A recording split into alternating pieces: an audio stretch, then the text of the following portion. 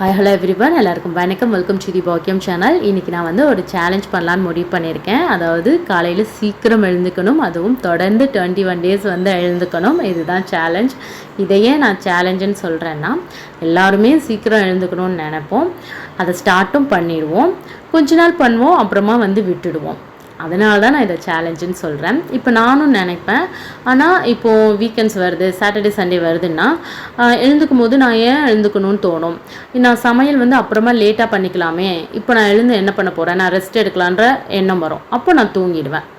அப்போது நான் டிசைட் பண்ணுறது என்னென்னா, எனக்கு ஒரு பர்பஸ் இருக்கணும், ஒரு ரீசன் இருக்கணும் எழுந்துக்கிறதுக்கு. அதுக்கு நான் டிசைட் பண்ணது வாக்கிங் போகணும் அப்படின்றது. வாக்கிங்கிறது எனக்கு ரொம்ப பிடிக்கும், அதனால் நான் அதை டிசைட் பண்ணியிருக்கேன். அப்போது நீங்களும் ஏதாவது ஒரு ரீசன் வச்சுக்கோங்க ஏன் எழுந்துக்கணும் அப்படின்றதுக்கு.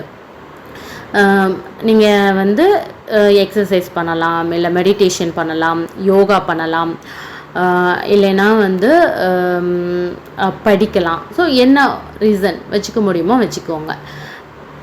நீங்கள் சூஸ் பண்ணுற விஷயம் மோஸ்ட் ப்ராபப்ளி மார்னிங்கே பண்ணால் நல்லது, மார்னிங் பண்ணால் அதுக்கான பெனிஃபிட் அதிகமாக இருக்கும் அப்படின்ற விஷயமா இருக்கணும். ஓகேவா? இது மற்ற டைமிங்கில் பண்ணிடலாம் ஈஸியாக அப்படின்ற மாதிரி இருக்கக்கூடாது. இப்போ வாக்கிங்னா மார்னிங் பண்ணணும், இல்லைன்னா ஈவினிங் தான் பண்ணணும். ஸோ எக்ஸசைஸ்னும் அந்த மாதிரி தான் வரும்.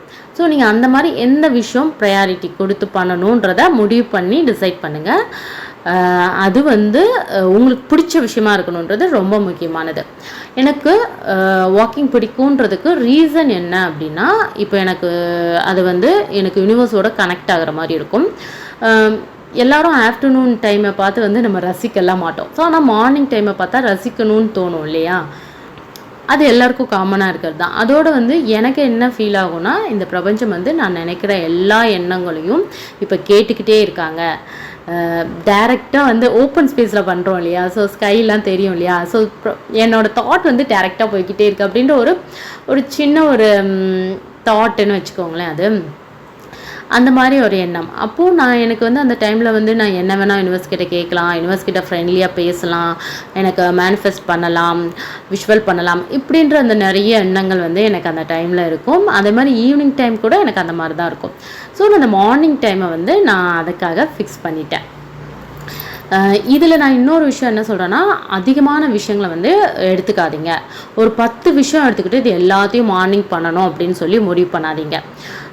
அப்புறம் அப்போ என்ன தோணுன்னா, ஒரு விஷயம் பண்ணிகிட்டு இருக்கும்போதே ஐயோ இதையும் பண்ணணுமேன்ற எண்ணம் வரும். கரெக்டாக அந்த ஒரு விஷயத்த பண்ண மாட்டீங்க. ஸோ என்ன பண்ணணுன்றதை கரெக்டாக டிசைட் பண்ணிக்கோங்க. அப்புறம் இந்த 21 டேஸில் ஒரு கோல் நீங்கள் எடுத்துக்கோங்க. உங்களுக்கு உங்கள் லைஃப்க்கு என்ன தேவை அப்படின்றத டிசைட் பண்ணி ஒரு கோல் எடுத்துக்கோங்க. ஒன்றே எடுத்துக்கோங்க.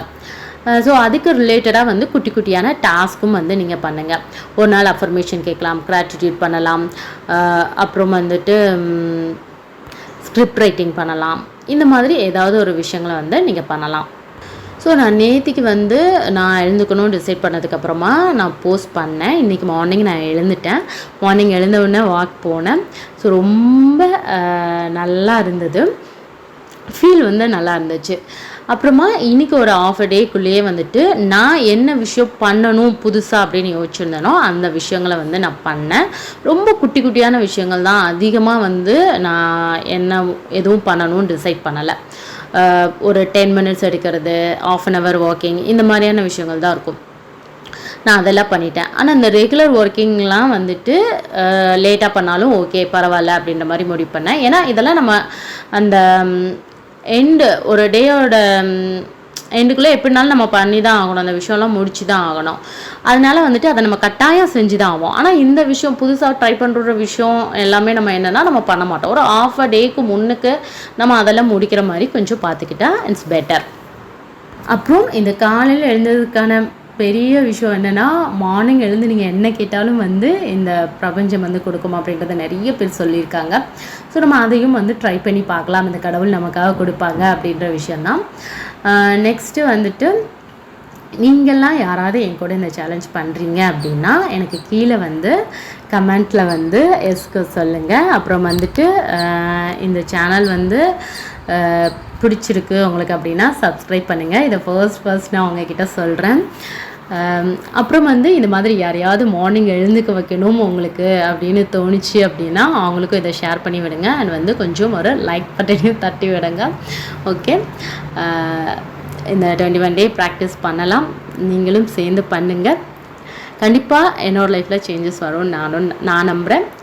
நீங்கள் பண்ணால் கண்டிப்பாக உங்களோட லைஃப்லேயும் சேஞ்சஸ் வரும். ஓகே, பாய். நெக்ஸ்ட் வீடியோவில் மீட் பண்ணலாம்.